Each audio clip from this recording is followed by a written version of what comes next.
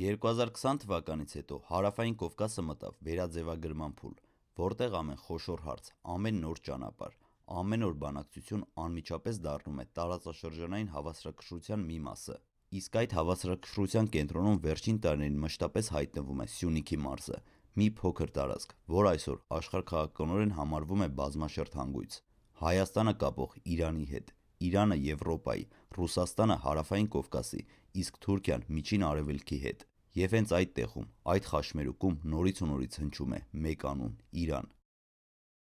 Իրանն այս շաբաթ ու հատկապես վերջին 2 օրերին դեռ մեկ անգամ չի որ հայտարարել է իր դիրքորոշումը Սյունիքի Միջանցքի հարցում չի փոխվել եւ չի էլ փոխվելու, Թեհրանը շեշտեց։ Սյունիքում որևէ տրանսպորտային միջանցք, որը դուրս է Հայաստանի վերահսկողությունից, Իրանի համար ընդունելի չէ, սա Իրանի կարմիր կիսն է։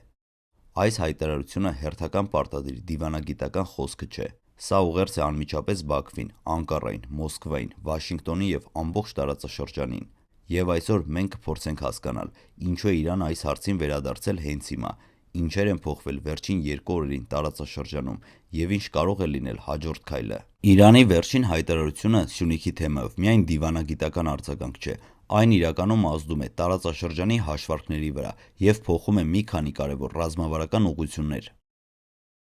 Այստեղ արդեն գործում է ոչ թե սովորական քաղաքականություն, այլ ուժերի հավասարակշռություն, տնտեսական շահեր, սահմանային անվտանգություն եւ միջազգային մրցակցություն։ Իրանը իր վերջին հայտարարությամբ Ադրբեջանի վրա գործնականում դնում է սահման, որից այն չի կարող անցնել։ Բաքուն հաճախ է բարձրաձայնում Զանգեզուրի միջանց գաղափարը, բայց Իրանի վերջին հայտարարությունը կրկին ընդգծված ձևով նշանակում է. եթե միջանցքը ստանա կարգավիճակ կամ անցնի Ադրբեջանի վերահսկողության տակ, Իրանը պատրաստ է դիմել հակաքայլերի։ Իրանցի փորձագետները բաց տեքստով ասում են, որ դա կլինի ռազմական մոբիլիզացիայի մեծացում սահմանների երկայնքով, ավելի խիստ տնտեսական ճնշումներ եւ նույնիսկ նոր ռազմավարական գործարքներ Հայաստանի հետ։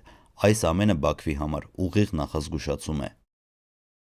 Թեհրանը հասկանում է, որ Սյունիքի թեմայի հիմքում միայն Ադրբեջանի շահը չէ։ Թուրքիան փորձում է իր մեծ թուրան աշխարհաքաղաքական նախագծի մի մասը դարձնել այս խաշմերուկը։ Իրանի հայտարարությունը հենց Թուրքիային է ուղղված։ Իրանը թույլ չի տա, որ Թուրքիան ստանա նոր աշխարհաքաղաքական անցուղի Կովկասով դեպի Կասպից ծով ու ամբողջ ասիական շուկաներ։ Թեհրանը հիշում է պատմությունը, երբ Թուրքիան ուժեղանում է Կովկասում, դա միշտ հանգեցնում է Իրանի ազդեցության նվազմանը, եւ այդ պատճառով Իրանը շարունակում է դնել իր ագրեսիվ կարմիր գծերը։ Ամերիկյան եւ եվրոպական փորձագետները վերջին ամիսներին ակտիվ խոսում են տրանսպորտային մեծ բացման մասին Հարավային Կովկասում։ Իրանի համար սա վտանգ է ոչ միայն աշխարհաքաղաքական, այլ նաեւ տնտեսական։ Արևմուտքը ցանկանում է ուժեղացնել կապերը Կասպից ծովի եւ Կենտրոնական Ասիայի հետ, նվազեցնել կախվածությունը Ռուսաստանից եւ ստեղծել այնպիսի ուղիներ, որոնք շրջանցում են Իրանը։ Իրանը այժմ հայտարարում է, որ այդ ծրագրերը չի կարող իրականացվել իր սահմանի կողքով, առանց իր համաձայնության։ Այս ուղերձը շատ կարևոր է միջազգային խաղացողների համար։ Ինչ է ստանում Հայաստանը Իրանի այս հայտարարությունից։ Հայաստանի համար Իրանի հայտարարությունը միաժամանակ ունի եւ դրական եւ զգուշավոր կողմեր։ Դրականը՝ Իրանը հստակ ասում է, Սյունիքի տարածքային ամբողջականությունը կպահպանվի։ Սրա շնորհիվ Հայաստանի դեմ ուղղված ցանկացած արտաքին ճնշում դառնում է ավելի դժվար։ Իրանը Ռուսաստանի հետ միասին դառնում է մի ուժ, որը չի ցանկանում Սյունիքի կարգավիճակի փոփոխություն։ Զգուշավոր կողմը՝ Հայաստանը չի կարող ամբողջությամբ կանգնել միայն Իրանի աջակցությամբ։ Թեհրանի հայտարարությունը տարածաշրջանը դարձնում է ավելի լարված, եւ Հայաստանը հայտնվում է երկու գերտերությունների խաշմերուկում։ Հայաստանը ստիպված է ավելի ուշադիր հավասարակշռել Արևմուտքի, Իրանի, Ադրբեջանի եւ Թուրքիայի միջև։ Այսինքն Իրանի հայտարարությունը Հայաստանին օգնում է, բայց նաեւ ստիպում է Երևանին ավելի ճշգրիտ ու զգույշ դիվանագիտություն վարել։ Իրանի հայտարարությունը ամբողջ տարածաշրջանին ցույց է տալիս. Սյունիքը դառնում է աշխարհաքաղաքական կենտրոն, որտեղ ակտիվ են միանգամից 5 ուժեր՝ Իրան, Թուրքիա, Ադրբեջան, Արևմուտք, Ռուսաստան, եւ այս իրավիճակում ամեն մեկի քայլը կարող է փոխել ընդհանուր հավասարակշռությունը։ Հիմնական ռիսկերը՝ Միջանցքի շուրջ ցանկացած ուժեղ ճնշում կարող է լարվածություն ստեղծել Իրանի սահմանի վրա։ Երկրորդը՝ Ադրբեջանի կողմից կոշտ հայտարարությունները կարող են բախվել Իրանի կարմիր գծերին։ Երրորդը՝ Թուրքիայի ծրագրերը կարող են խաթարվել, եւ դա առաջացնի նոր մրցակցություն։ Այս ամենը վկայում է, որ տարածաշրջանը մտնում է նոր, ավելի զգայուն փուլ։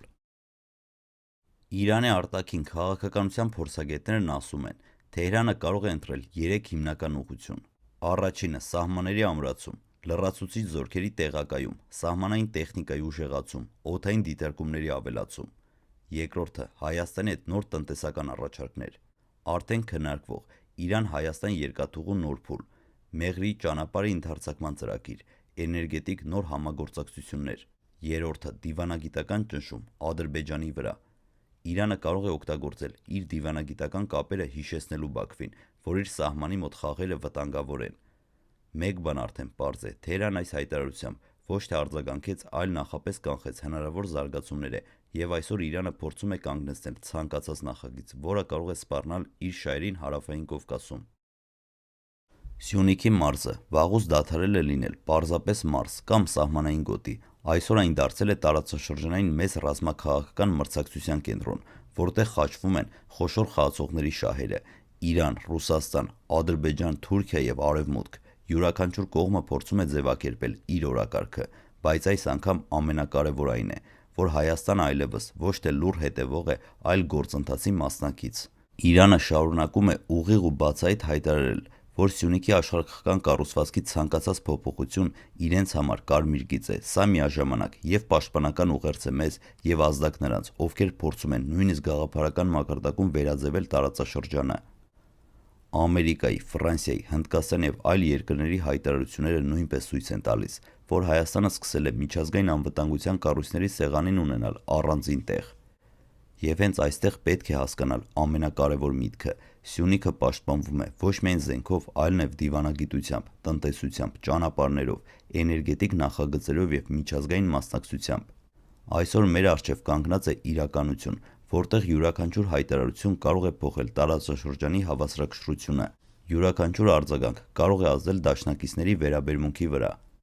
եւ յուրաքանչյուր սխալ քայլ կարող է տարածաշրջանը մոտեցնել լարվածության նոր փուլի, բայց ճիշտ հակառակը նույնպես հնարավոր է, եթե Հայաստանը կարողանա համադրել Իրանի հետ համագործակցությունը, հավասարակշռել Արևմուտքի հետ հարաբերությունները եւ զերծ մնալ խոշոր բախումներից, ապա Սյունիքը կարող է դառնալ ոչ թե պատերազմների գոտի, այլ տարանցիկ տնտեսական միջազգ, որը մեկուսացումից դուրս կբերի ամբողջ երկիրը։ Եվ հենց սա ամենակարևոր եզրահանգումն է։ Այսօրվա բոլոր լուրերն ու հայտարարությունները համաշխարհային քաղաքական խաղի մասին, եւ Սյունիքի շուրջ զարգացումները շարունակվելու են մնալ ամենակննարկվող թեմաներից մեկը։